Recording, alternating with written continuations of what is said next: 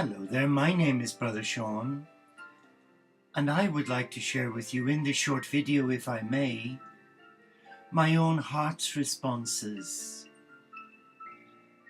to the meaning of the words openness and surrender of one's heart to divine love.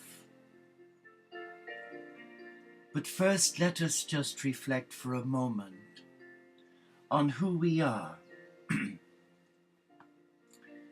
because it is so important to understand that we are a beloved of God, a child of the Supreme. And if we are in a place in our heart where that does not resonate, then what I share with you will just go over your head. And that would be such a shame. But I'm guided here to share with you a reflection from another great master. The existence of God cannot be proven through reasoning.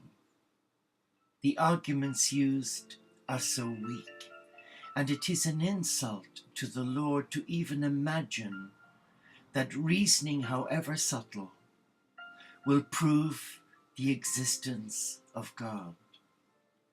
How can you prove to the blind that there really is light without giving them back their sight?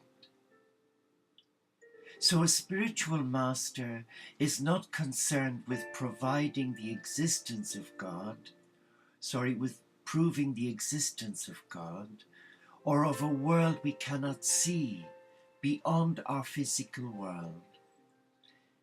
God takes the existence of the Supreme as man takes the existence of God and the invisible world as the implicit foundation of their work. It is what he builds on.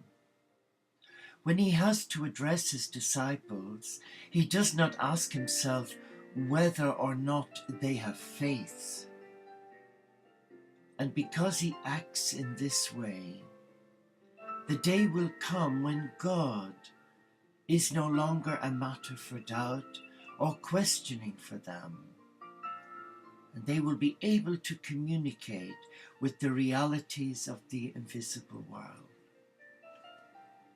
So this openness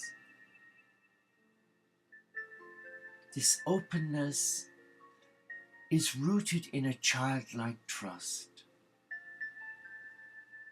And you've noticed that when little children are around you, their playfulness, their games, their innocence is captivating for those of us who are adults, because we have lost, many of us, our innocence.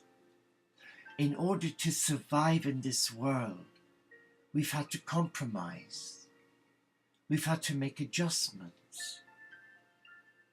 I know from my own experience as a young lad growing up in Dublin, in the play yard where there was about 5,000 young boys at the Christian Brothers School in Drimnagh. And within that group, there were the bullies. And they always had a habit of collecting others round them for muscle and might. So you had lots of cliques, and they would always pick on the vulnerable. And if you've been one of those, as I was, naturally you clam up, you run away, or you may stand your ground and incur the wrath not of one but of a large number of bullies. But as we grow up, we lose that childlike innocence so that we can survive. Yes, survive. So in effect, it affects our openness and our trust to a loving God.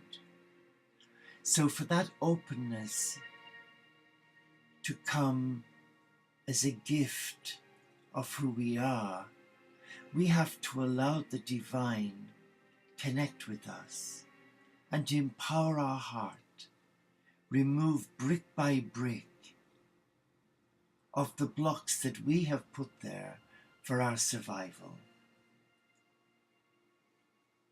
Openness to the divine is a gift that is shared with every child of God, but they have a duty to ask. And this comes back to the wonderful gift of free will. God is not a tyrant like some political emperor who bullies, coerces, and manipulates his people to have his own will. And you will have seen such people in your place of work. You may even have been such a person yourself and repented of that. You even see it in the church, in the monasteries, in the convents, where you have a gathering of human beings. You have a gambit of people who bring the skills, the gifts that that community needs to survive, but it also has our humanity, and in our humanity there's parts of us that we would rather not admit to. Our selfishness, our stubbornness, our ego-driven personalities and identities, where we try to impress others. But the only person we're impressing is ourselves. And yes, in community I've seen superiors abuse their gift of trust, their gift of power, their gift of obedience to God, where they've manipulated their community into voting for them. And it's the same with politics today. They give you all the spiel from their manifestos in order to get elected, and once in office, things change. So let us understand that openness is important to the spiritual path.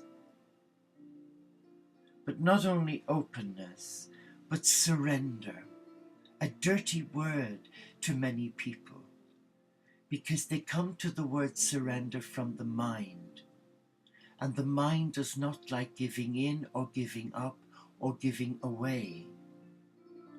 But in this divine partnership of openness, it's inherent that we have a duty of care to surrender who we are as a beloved of God, to surrender our fear, our doubt, our spiritual arrogance even, where we may feel, oh, I'm above that.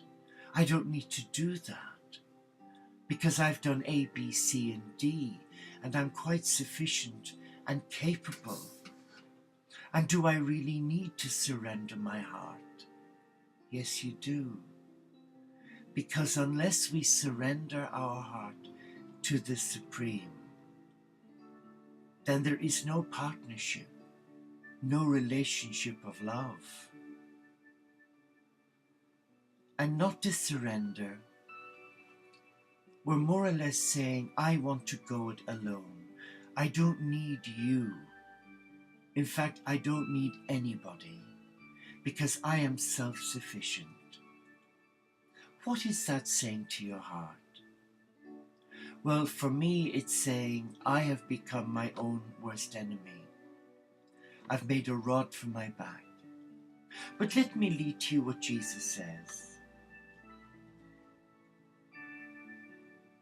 Learn to enjoy life more. Relax, remembering that I am God with you.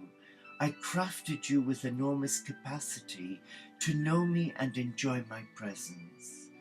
When my people wear sour faces and walk through their lives with resigned rigidity, I am displeased.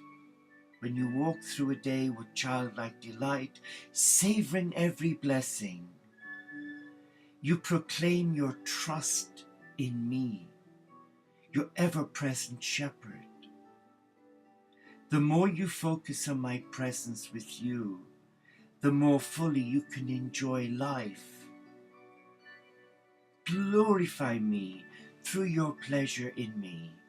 Thus you proclaim my presence to the watching world. And there you have it. So in our openness, in our trust, in our surrendering of our heart, and our disobedience, maybe trying to be too clever for our own good, then once we have come into that place of stillness, having surrendered the heart, then the divine can come in and demonstrate love. And maybe that love will clinch all that negativity and create something beautiful for God. Namaste.